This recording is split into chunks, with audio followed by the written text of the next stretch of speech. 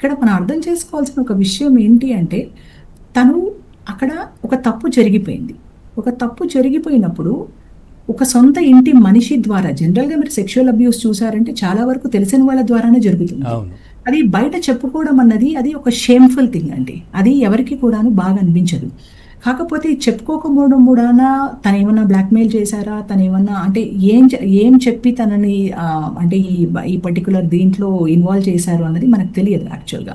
కాకపోతే ఆ పాప మనస్తత్వం మాత్రం ఏంటి అనంటే యూనో ఈ పర్టిక్యులర్ యాక్ట్‌లో ఇది తను ఎక్స్‌పెక్ట్ చేసి వెళ్ళుండదు. ఒక ట్రస్ట్‌తోనే, నమ్మకంతోనే వెళ్ళుంటుంది. అది జరిగిపోయిన తర్వాత అది తన అంటే చాలా వరకు పిల్లలు ఈ ఏజ్‌లో ఏంటంటే ఒక బ్లేమ్‌ని వాళ్ళు ఇంటర్నలైజ్ చేసుకుంటారు. అంటే వీళ్ళ మూలానే తప్పు జరిగింది. వీళ్ళే దీనికి బాధ్యులు అన్న మనస్తత్వం ఉంటుంది జనరల్‌గా.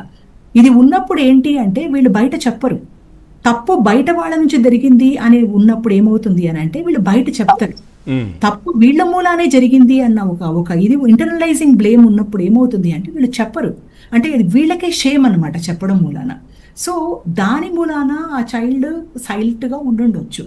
కాకపోతే తను ఆ తప్పు చేశాను అన్న గిల్ట్ ఏదుందో, ఆ గిల్ట్ మాత్రం తనకి చాలా ట్రామా ఇంపాక్ట్స్ అన్నవి క్రియేట్ అవుతూ ఉంటాయి. ఎవరికి మేడం? పాపకి.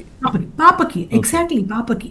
ఆ పాపకి ఆబ్వియస్ గా ఏంటి అంటే ఇప్పుడు నిద్ర లేకపోవడము, అంటే మనం అనుకుంటాము ఒక ఒక ఫిజికల్ శరీరానికి అబ్యూస్ జరిగింది అనుకుంటాం. మనం ఆలోచించాల్సింది ఏంటి అని అంటే తన నర్వస్ సిస్టమ్ కే జరిగింది అది. అంటే ఎప్పుడు అవే ఆలోచనలు, నైట్ మేర్స్ వస్తుంటాయి, నిద్ర పట్టకపోతే